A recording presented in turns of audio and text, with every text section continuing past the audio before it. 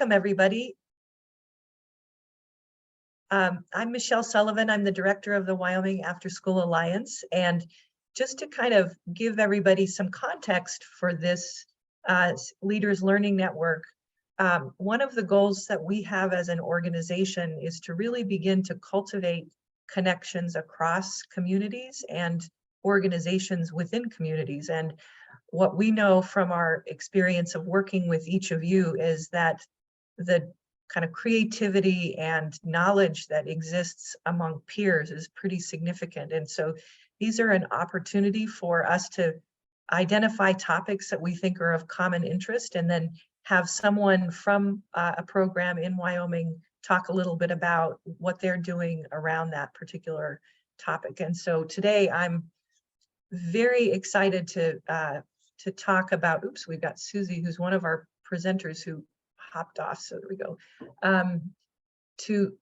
be able to think about together the topic of youth voice, and how, as we as youth professionals and those of us interested in really empowering young people, how do we think together about working alongside young people to make sure that they're really a part of the conversation about their future. And I'm so sorry, when I'm on Zoom, I always get emotional when I talk about young people. So I'm getting a little choked up about that. But so just also, one of the things we want to keep these conversations kind of intimate in terms of a small group. Then we also have a wonderful writer by the name of Carrie Hatterley, who will take the topic and then begin to write an article that will share more broadly. So it's another way to both keep conversations small, but at the same time get the topics out more broadly over time. So we'll be following up with an article about youth voice, and would love any resources that each of you have as we think about that. So as we begin, I'm just delighted to introduce Aubrey Edwards and Susie Markus. And Susie will introduce the members of her team who are here as a part of her organization. Aubrey is a veteran photographer, visual artist, collaborative anthropologist, and educator, and comes to us from New Orleans most recently, has worked widely across the country. She's really dedicated the last decade to youth advocacy, deeply grounded in equity and the arts, supporting young people in art making within healing centered and trauma-informed framework. And she's today going to talk about a new project that she's been working on called the Youth Justice Institute, which is based in Laramie. And I believe, if I'm not mistaken, you're hoping you can continue to grow more broadly across the state. So we'll look forward to hearing more about that. And as I mentioned, Susie is the coordinator of the Wyoming Youth and Young Adult Council, the YAYAs, which is a group of young Wyomingites who are connected and committed to co-creating hope with our state's young people and those who care about them. And Susie, I would just invite you to introduce those members of your team who are with you on Zoom. Great, thank you, Michelle. So we have with us today Gwen Mark and Sam Markus, and then we are hoping that Shay Badhawk and Ariana Fisher will also be joining us. And then Isabel Tower is also a YAYA, and she really wanted to be here, but she couldn't. And so she wrote some stuff that she wanted us to share.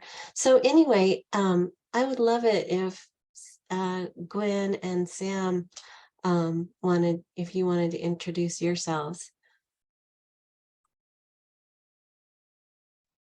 Sure.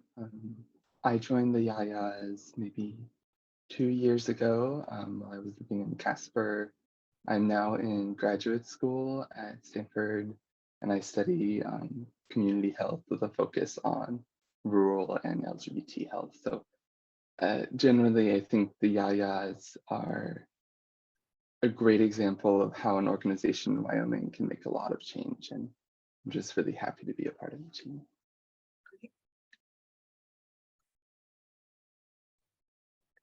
And I'm Sam. I'm in charge of marketing and some outreach stuff with the Youth and Young Adult Council. I am currently living in Los Angeles, and I got my degrees in journalism and marketing from the University of Wyoming in 2019. One thing that I'm really passionate about is storytelling, with podcasts and writing and using photos and things to tell stories. So that's something that I've been passionate about and doing this kind of work with the Youth and Young Adult Council.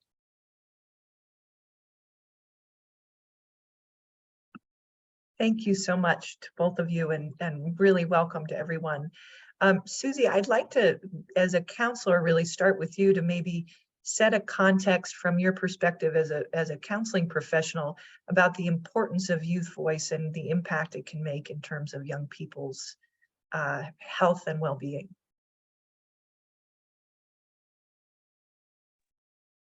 Great. Well, so first I have to say that when I saw Brooke Benson come on here, my smile just got so huge. Brooke, it's so great to see you. Same. Yes. Oh my gosh. And also Steve Hamaker, so good to see you too. So thank you so much for this wonderful opportunity, Michelle, to connect and share space around supporting and amplifying youth and young adult voice and presence in Wyoming. I'm Susie. My pronouns are she, her, and hers, and I live and work in Cheyenne right now, on the rightful ancestral lands of the Arapaho and Cheyenne people. And yeah, I'm a counselor and an advocate, and been really dreaming and working toward a day just like today with all of you and the beautiful members of the YAYA Council since I started my career in 1986 as a child protection social worker in Cheyenne. And so as a counselor, I connect with individuals to provide that, really unconditional positive regard for them, and empathy in a really authentic way. Through that, it really often becomes clear that people have been really oppressed by dominant narratives that are told about them. And so sometimes it feels like a trusting relationship and a liberating space to share their counter narratives and share their own truths can really be a place to start that healing. And in all of that, I've really found that the relationship is the key. And Michelle, when you were saying that you get emotional when you talk about young people, same here. It's I just really believe in myself in being pretty quiet, and really just holding that space for people to explore their own experiences and their, sharing their own stories. And Aubrey, I'm looking so forward to connecting with you a little bit more, just because, there are so many ways for people to share their stories. They can do it through talking or non-verbally, or, various forms of art, including like painting and singing and poetry and photography. And so in all of that, I think recognizing the that sort of oppression that people seem to face really led me to working more, continuing work with individuals, and then also working with groups and communities toward that connectedness and policy change. And there are just so many oppressive narratives about young people, and people will talk about the terrible teens. And then I think, all too often young people get funneled into more oppressive systems. And then we start developing programs and systems for them without asking them what they need and what would work for them. And then in addition, it feels like our systems are also fragmented and working in silos, as well as what I think is that two pieces of our health that are really key are, our mental health and our relationship and sexual health. Those get fragmented off, even though they're key to our overall health, and they get pushed down. And then there's a lot of stigma around it and a lot of oppression around that. And so I just kind of feel like when children and families experience oppression and trauma, they get pulled apart by systems that don't work, and they get separated. And foster care and out-of-home placements and juvenile justice. And it feels like I've just seen families struggling for years to get reunited, and so I just think we have a lot of work to do, and days like today bring me a lot of hope, because I think that sometimes our systems can just create more oppression and cycles of trauma.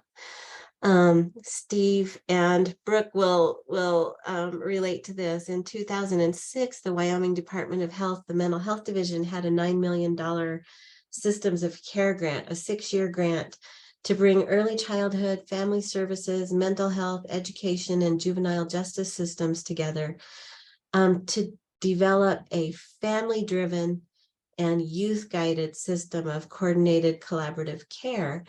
And I got to be the project director for that and assist with the grant writing.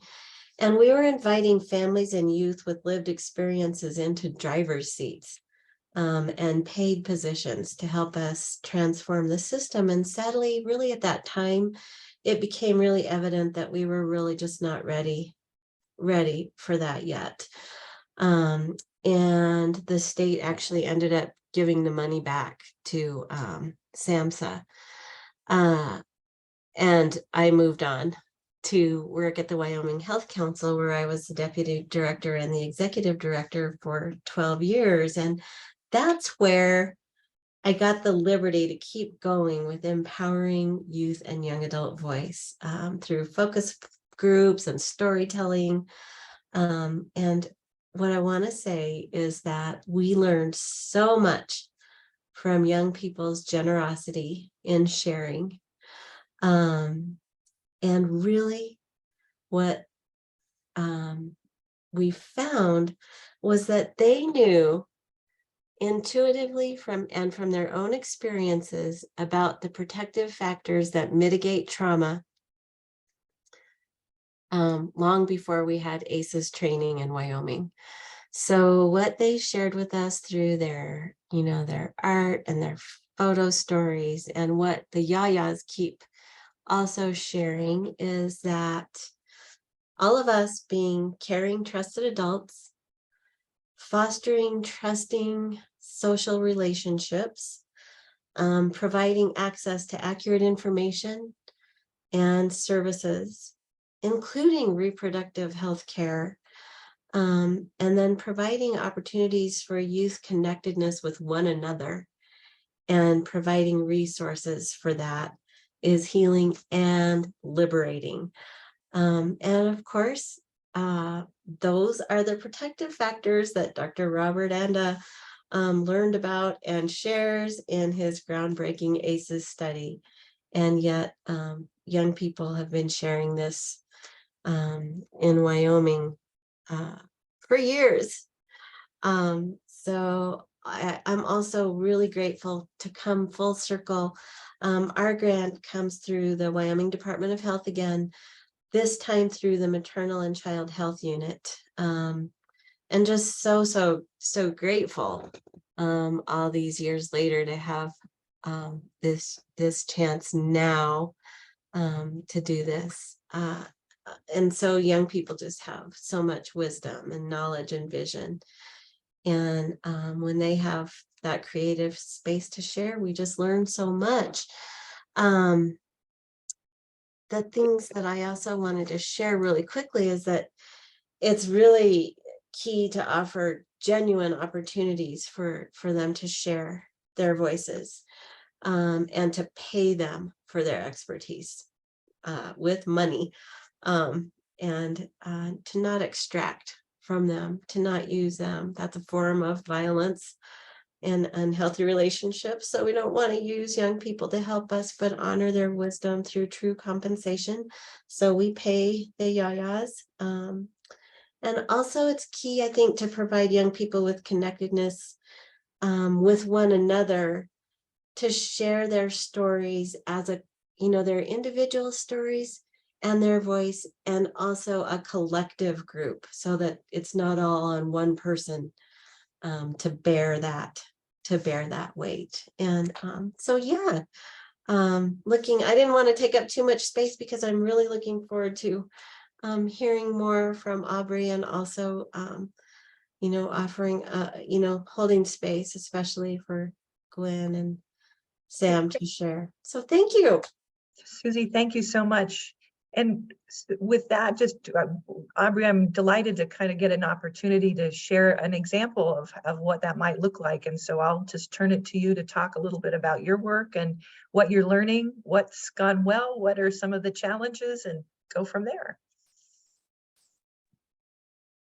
Great. Thanks so much, y'all. I do have a pet bird in the background, so you may hear her. So I just want to say thank you to Michelle for coordinating. Thank you for everyone for sharing and co-creating this space. What a beautiful way to spend a morning together. So I thank you and I appreciate you. So my name's Aubrey. I moved here just over a year ago from New Orleans. And I just want to quickly start with my origin story, which I think is really important to underpin the work that I do. So I left home at about age 15. If we're talking about ACEs, my ACEs score is off the charts. And so the work that I do is deeply rooted in not only trauma-informed frameworks, but resiliency, right? What does it mean to be a resilient young person? We are not defined by our deficit or experiences that have happened to us. So the work that I do is really rooted in that resiliency and that healing framework. So left home at 15, I became a substitute teacher at age 18. I'm now 43, and I've been working with young people in a wide array of capacities across the country for over 23 years at this point. So the work that I'm doing here, before I moved here from New Orleans, where I was working at charter schools for about 10 years, and Susie, if we were to talk about oppressive spaces for young people, post-Katrina charter schools in New Orleans are just that. Students have to walk in straight lines that are painted on the floor. They have uniforms where their pockets are stapled shut. And there were several instances as the art teacher there where I would insert myself, stopping a teacher from calling the police on a young person of color, and advocating for them to have spaces in my room for emotional regulation, to take a break. So it was really hard and challenging work working within those systems to be in service to young people. So I started visiting Laramie about 3-4 years ago, where I connected with Tennessee Watson, who is an investigative journalist, and she has done a lot of work. A couple stories just came out around juvenile justice in the state, and her work has specifically been focused on the boys' school over the past year. We can send those links out so y'all can read that story. So Tennessee and I just kind of started scheming. I wasn't living here yet. Tennessee has a background of media education with young folks on the East Coast. And it's like, what? Can we start bringing some media programs and some art programs? Is there space for that? Are they needed? What does that look like? How are people listening to young people, especially in a state that has one of the highest incarceration rates and one of the highest suicide rates for young folks? So what aren't we hearing, and how can we listen? And how can we use our platforms to uplift and amplify voice and hopefully change policy to be in service? So Tennessee and I started scheming. I moved here about a year ago, and Wyoming Community Foundation gave us this initial seed money to start a pilot program. And I see Brooke and Steve on here, which were kind of when we were first doing outreach and trying to find a home for the program. They were so incredible and supportive. We ended up, for this iteration, landing at Laramie High School, where we partnered with a really incredible teacher there who is an ally to a lot of the young queer folks and people of color, and create space in her room for community building. And so it was a really easy fit to come in with her there and to use that space and to work with young folks for this iteration, this pilot program at Laramie High School. So the crux of this program, again, I want to echo Susie, like showing value and paying young folks for their time and energy, their lived experience, and their expertise. So we pay 22 young folks to be thinkers and to be artists. This pilot program is 11 weeks, and it's $20 an hour. So that's a nice equitable wage. This pilot program is 11 weeks long. We have 2 more gatherings. And essentially what we're doing is we're co-creating space where young folks can be in critical conversations about issues that affect them in the state, and they engage with professionals. So yesterday we had Lauren McLean from the Defender Aid Clinic. And let me take a step back. The framework for this is knowing their rights. But in knowing their rights, how are they investigating the juvenile justice system? And also, how are they resource mapping for themselves and their communities? So how can they learn, know about, and share out resources that are available to them? And I will say on our intake survey, asking young folks what rights they have, what resources they have in the community, 90% of the young folks in that space could not name a resource that was available to them in Albany County for support. The folks that did put in a resource, they put in Planned Parenthood. I wish there was a Planned Parenthood in Albany County, but there's not. So that showed us that young folks didn't know resources available to them. So that seemed like a void that was really important. So yesterday, for example, in knowing their rights and engaging with professionals in resource mapping, we had Lauren McLean from the Defender Aid Clinic. She spoke with young folks about law services that are available to them. Also, knowing their rights when they're encountering the police.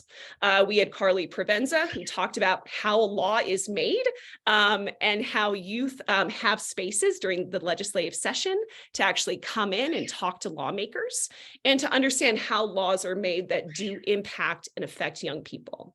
So every week we have a guest professional that comes in that engages in these critical conversations with young folks. And I'll tell you what, they ask the most amazing questions. And part of our agreement of them coming into the program was everything they learned, they're sharing out. So they're sharing out with their peer network at school. We're also creating artwork based on what they're learning and the different concepts that we're digging into together. That artwork is going to be published in a book with some contextualized writing. They've had workshops with 2 different MFA students to where they can take their thoughts around these big concepts, contextualize their artwork, publish a book that's going to go out to every public library in Wyoming, as well as have a celebratory culminating event here of their artwork, their book launch, and pay them to be on a panel to talk about their experiences doing this work and learning.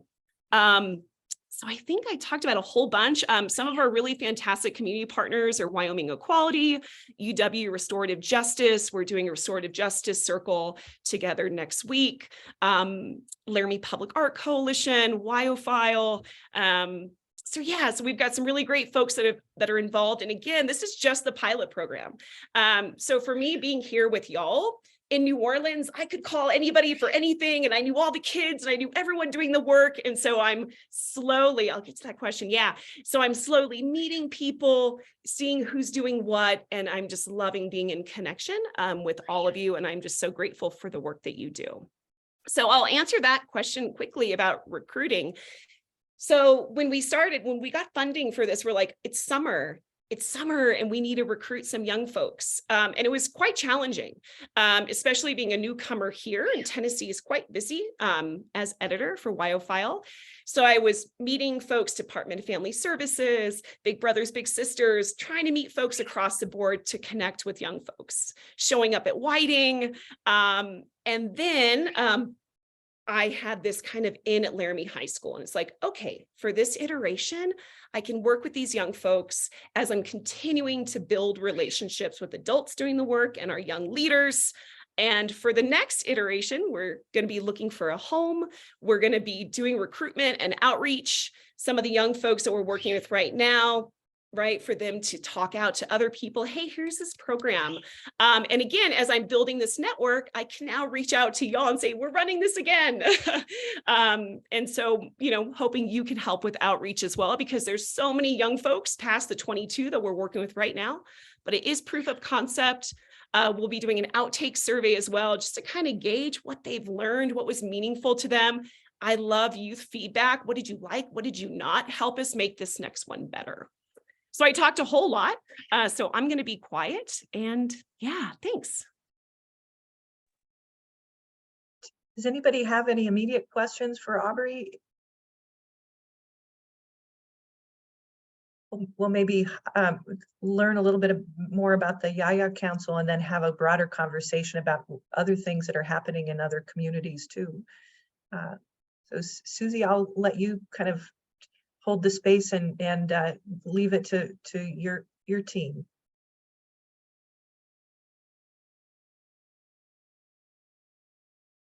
Thank you. Thank you so much. And thank you, Aubrey. It sounds like we have so much in common.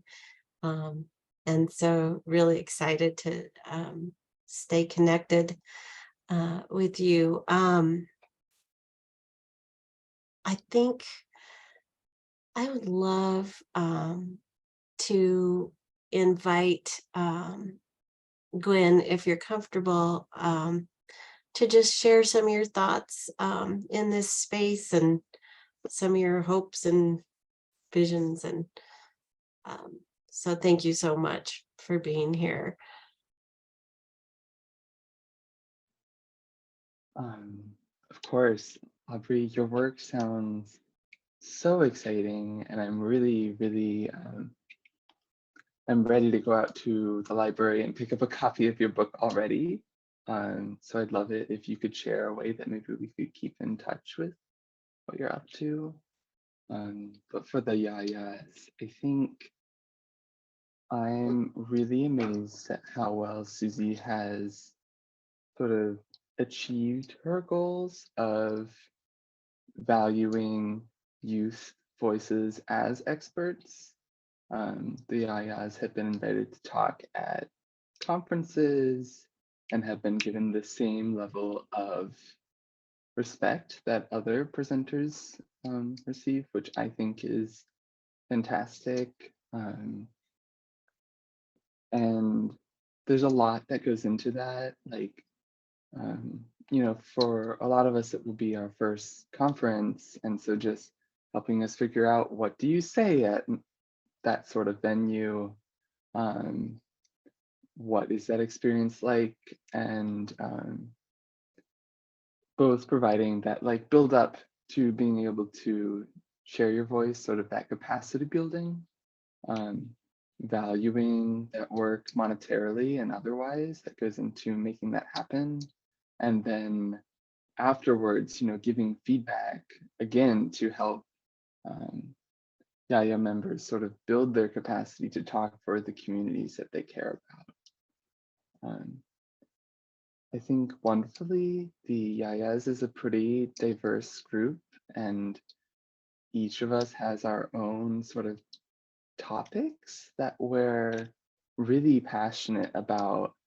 And as a coalition or as a council, I think we are learning the really valuable skill of being able to speak as a group while still valuing like individual narratives. And I think the educational aspect of just learning how change is made in the state is really invaluable. I think I could talk for days on end about the YAYA Council, and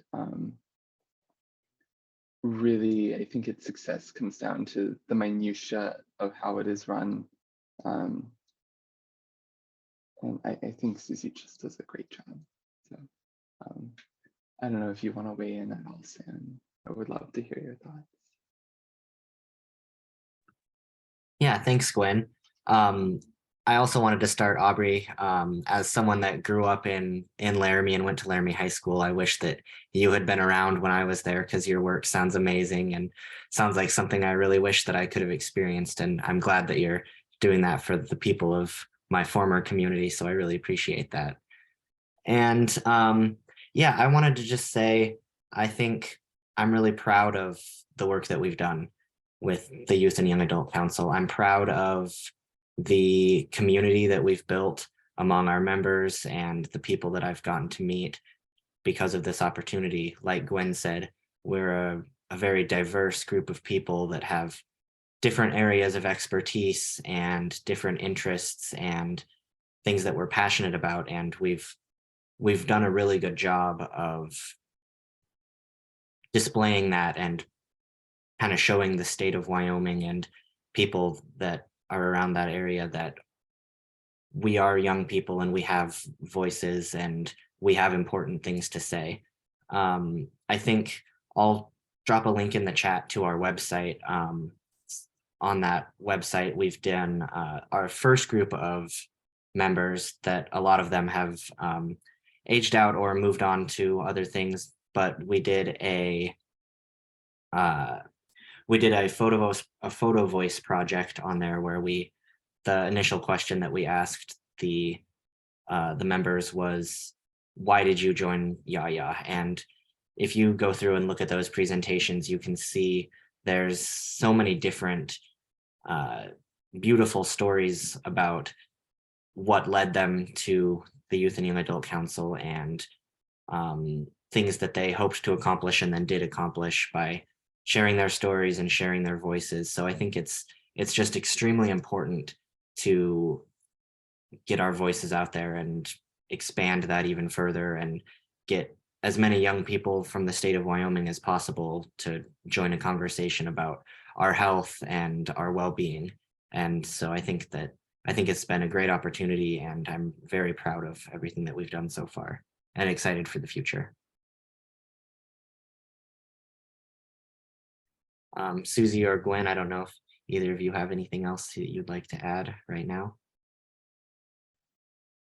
I would like to jump in. I just wanted to raise one point that I'm sure, since this is probably like preaching to the choir, but oftentimes people in the Department of Health will like send us a little survey and say, I'm sending this out to youth, could you look at it?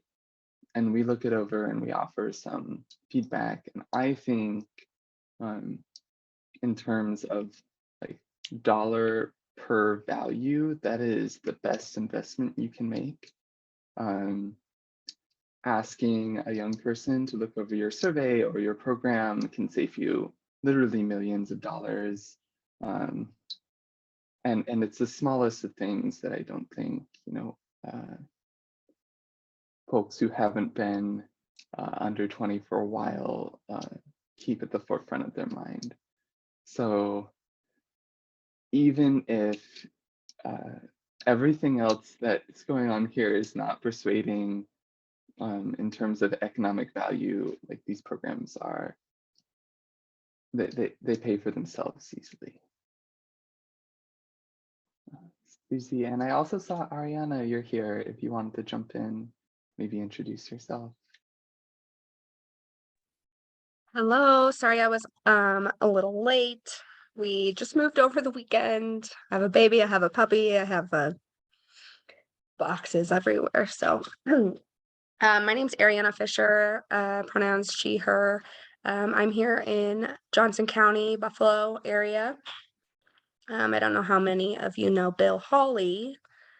If you do, he's my uncle. He works in prevention here in Johnson County.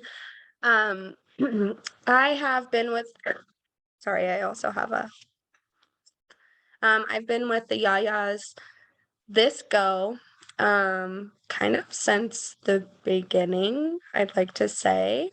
And kind of like Sam noted, we've had people growing up and finding themselves and venturing off into new adventures. And one of my favorite humans is she's actually out in Hawaii right now. And touching on kind of what Sam said is like, why are you a part of YAYA with the photo voices? She said something kind of in the very beginning, I think, of just like, what makes you mad? Like, what kind of lights your fire? Why are you here? Why does this matter? Working with young people, being young people, what is the point? And I think I'm sure I missed Susie and Gwen and Sam's blurps, but that really hits home. I've grown up in Wyoming. Majority of my life, I'm now a mom. I have 2 beautiful babies. I'm in that next step of my life where I don't think I'm actually considered a young person anymore. I don't know. I like to think so. But along those lines of, what does make you mad? What are the things that, Gwen has seen, that Sam has seen, Susie working in this field that I have seen, our personal experiences. Gwen hit it spot on. You want to save money, you want to make change. Ask the people who are in that demographic right here, right now. What's making these young people upset? What were the things that upset myself or Sam or Gwen when we were teenagers, when we were little kids? What were we not doing enough of then that we can be doing more of now? And I think that's really just for me why I have wanted to continue with YAYA is I'm not 18 anymore. Lord knows I wish I could go back those like 10 years ago and do things a lot differently, but I can't. None of us can. So any of you who are parents, Susie and I have these mom conversations all the time of, I'll ask her, what can I do that you did for your children? How do we change the world?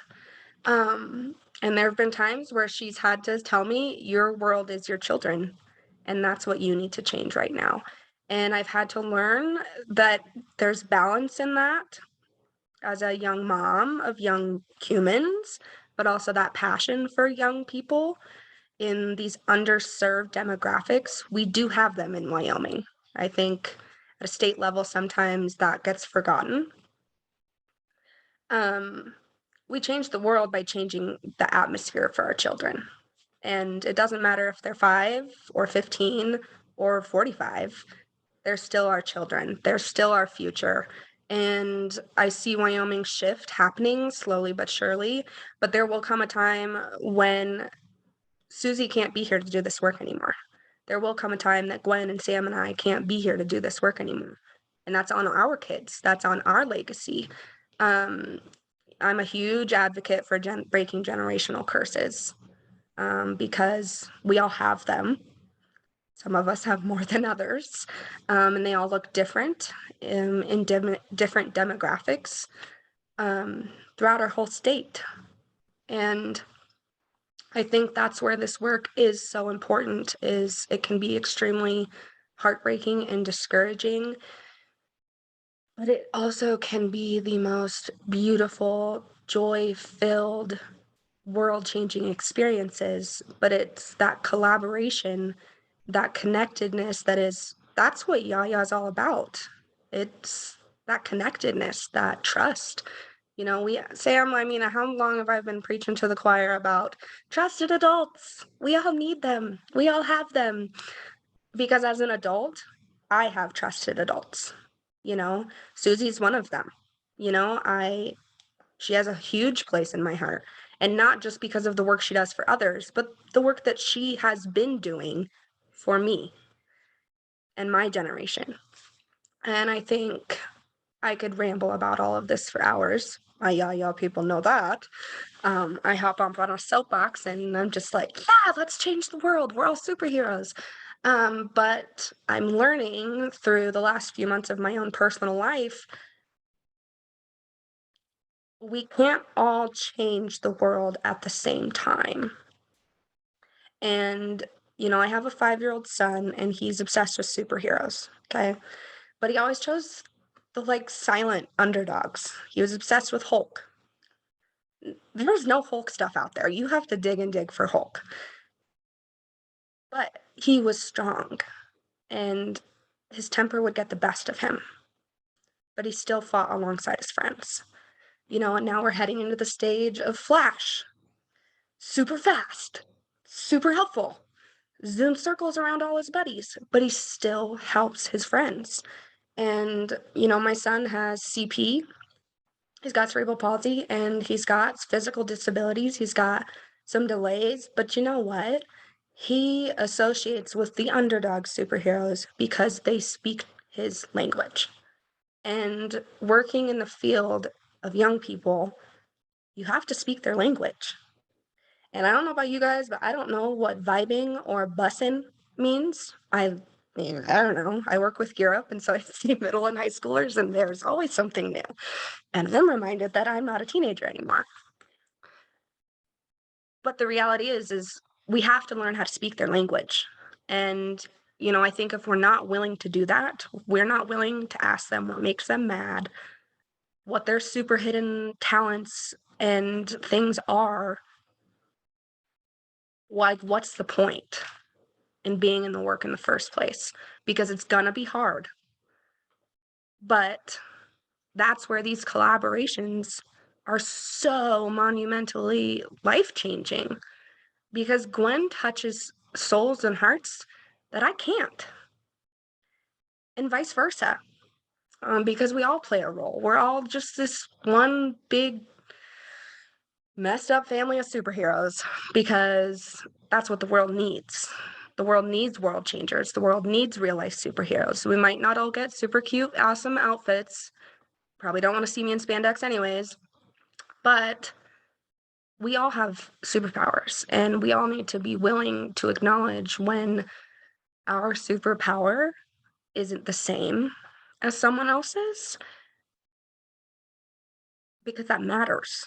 We have to accept the fact that we are not perfect, and I cannot change the life of every person in my life. But Sam, or Gwen, or Susie, or Kate, or Michelle, or Emily, or whoever's on here, you all have that potential to do that. How do we work together so that we're hitting every demographic, every child, every grown-up, and acknowledging, hey, we all have talents, we all have superpowers, but you can't do it by yourself. Because if you've ever watched a superhero movie, anytime they try to do it by themselves, they end up getting captured by the bad guy, and their friends have to come bail them out. So that's my soapbox. Thank you for letting me come on late. I don't really know any of you. I might have met you somewhere along the lines, but I love you and I think you're awesome. And I appreciate the work that you're doing in your communities, because I'm not there. But I know that there are superheroes specifically placed in specific situations and jobs that you might hate sometimes, but you're there for a reason. So that's what I gotta say. Ariana, thank you so much. Susie, I know you had some written comments. I just want to make sure that if you've got those, that we are able to put that voice in the room as well, and then we'll turn it over for questions or examples of what are happening in other places around the state.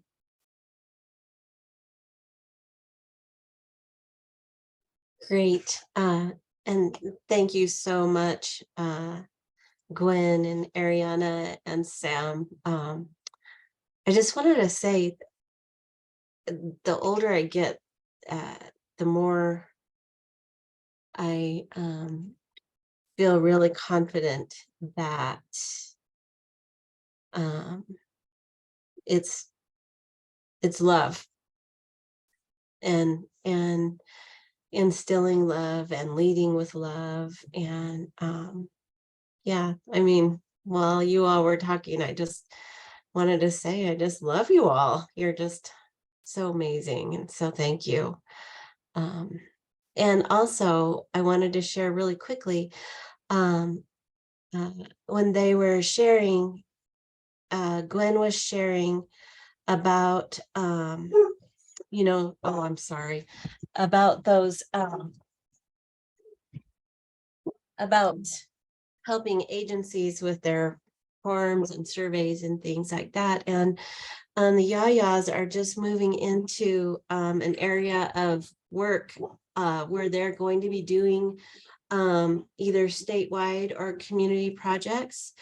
And Gwen has a wonderful, wonderful project in which they will be holding a workshop with agencies and providers, and looking at their surveys, their intakes, the language that they use, and then offering to help them with, you know,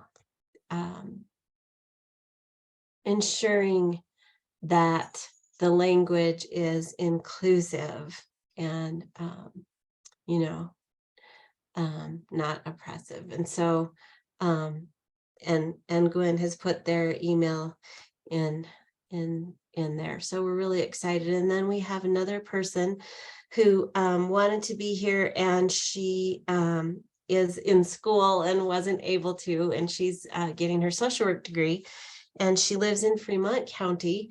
And so she just wrote some of her thoughts, and really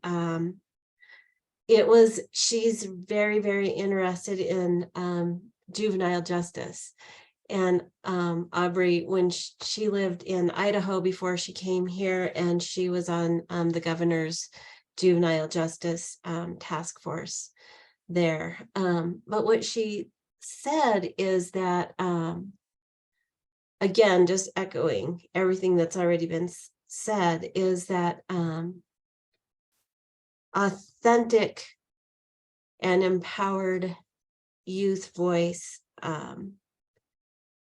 real opportunities to speak out and share, like what you're providing, Aubrey, is the key. And she was sharing that, you know, in her past work, she just said, I was shocked when you know, we had opportunities to speak at the Wyoming Joint Symposium on Children and Youth, and the Wyoming Conference on Violence Prevention and Response, and all these things, because she said a lot of times people say they want to hear from us, and yet they don't really, or there aren't those opportunities. So that was what Isabel shared. And Isabel is going to connect with Shay, who wanted to be here and is just texted and said she got too busy at work.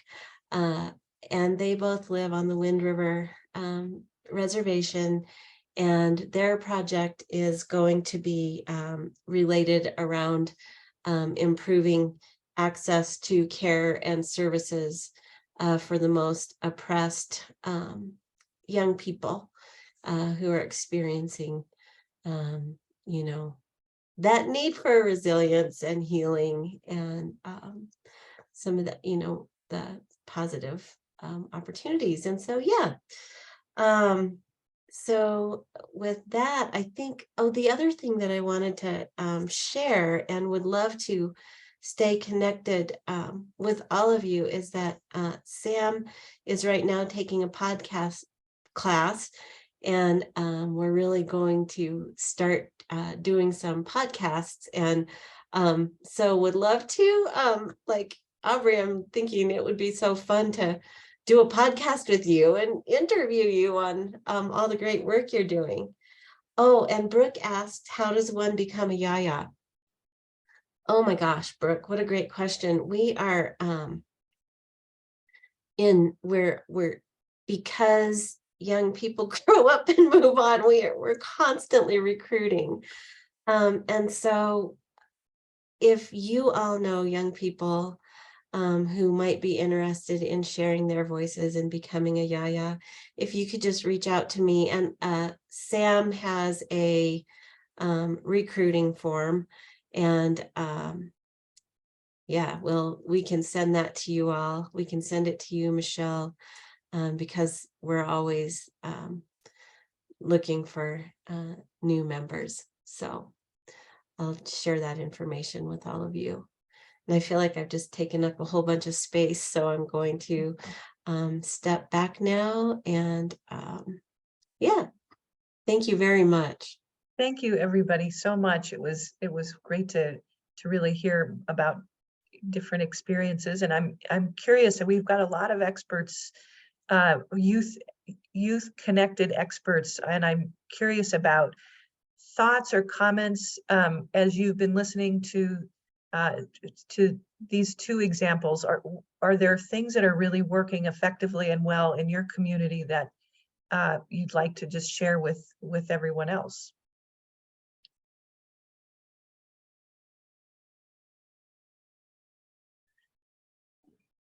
Well, I'll jump in, Michelle. I can't say that I'm an expert, nor do I, would I say that there's something particular that's working very well, but I do have a couple of thoughts as I listen this morning, because I don't know, I'm wearing both a school district hat and, you know, after school youth community kind of hat. It's a new position. Our district has decided to try to coordinate efforts for young people grades K through 12 and actually postgraduate, but, you know, sort of that 18, 19, 20-year-old. And I may be passé, but Shane Saphir's book, Street Data, is something that, and I'd love to visit with Gwen about this, but, and I will follow up with them, but it's so difficult to navigate the funny gray space between a bureaucracy like a school system and community services that are, you know, localized and more personal. And I think Street Data and Shane Saphir's work, she's fabulous to listen to. And I saw her on a webinar not too long ago, but what she does just in general is she says we have 3 levels of data. We have the satellite data, which is that, you know, like recent NAEP scores, you know, 4th graders, 8th graders, you know, scores are declining, et cetera. YTOP, that kind of satellite data. Big systems like schools tend to operate within that realm and rely a great deal on that. Then we have what we call map data, which is not the old measurement of academic progress, but instead like a map you would, you know, cartography. And that's the kind of classroom data, might be the counselor's room data, might be this, you know, outcomes of class, you know, kids' grades, et cetera. And then you have street data, which is from the mouths of babes, as it were. And so, you know, what we tend not to do in big systems is go to the source.